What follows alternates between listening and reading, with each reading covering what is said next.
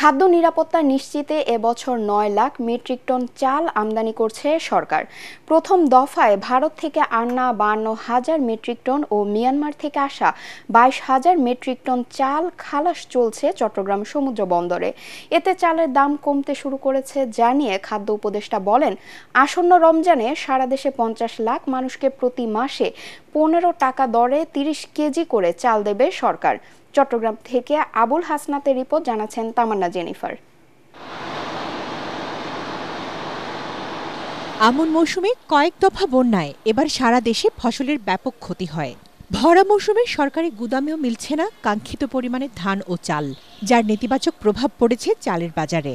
এমন পরিস্থিতিতে মজুদ বাড়াতে সরকার চাল আমদানির সিদ্ধান্ত নেয়। প্রথম দফায় ৪.৫ লাখ টন চাল আমদানি চুক্তির মধ্যে ভারত ও মিয়ানমার থেকে আসা ৭৪,০০০ মেট্রিক টন চাল খালাস চলছে চট্টগ্রাম বন্দরে। এই খালাস প্রক্রিয়া দেখতে এসে খাদ্য ও ভূমি উপদেষ্টা আলী ইমাম মজুমদার বলেন, আমদানির ফলে দাম বৃদ্ধি রোধ এবং মোটা চালের দাম কমতে শুরু করেছে। ৩ থেকে ৫ টাকা পর্যন্ত কমছে, বিশেষ করে মোটা চালের আর কি।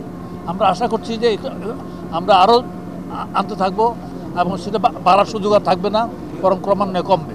খাদ্য নিরাপত্তার জন্য সরকার দেশীয় উৎপাদন ব্যবস্থার উপর জোর দিচ্ছে জানিয়ে উপদেষ্টা জানান, সরকারি উদ্যোগের কারণে আসন্ন রমজানে দ্রব্যমূল্য সহনীয় থাকবে। খাদ্য বান্ধব কর্মসূচির আওতায় সারা দেশে ৫০ লাখ মানুষকে প্রতি মাসে ১৫ টাকা দরে ৩০ কেজি করে চাল দেওয়া হবে। ৫০ লাখ লোক মাসে ৩০ কেজি করে চাল পাবে। দরিদ্র শ্রেণীর লোক ৩০ লাখ লোক মানে ১৫ টাকা কেজিতে। এই রমজান মাস তারপর পরপর ২ মাস পাবে এটা। খাদ্য মন্ত্রণালয়ের তথ্য অনুযায়ী গত বছর বিদেশ থেকে কোনো চাল আমদানি করা হয়নি। ২০২৩ সালে আমদানির পরিমাণ ছিল ৬,৩৩,০০০ টন, ২০২২ সালে ৬,৮৩,০০০ টন, ২০২১ সালে ৫,৭২,০০০ টন চাল।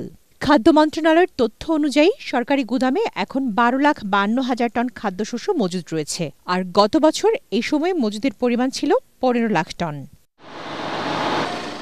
Bureau report, ATN Bangla.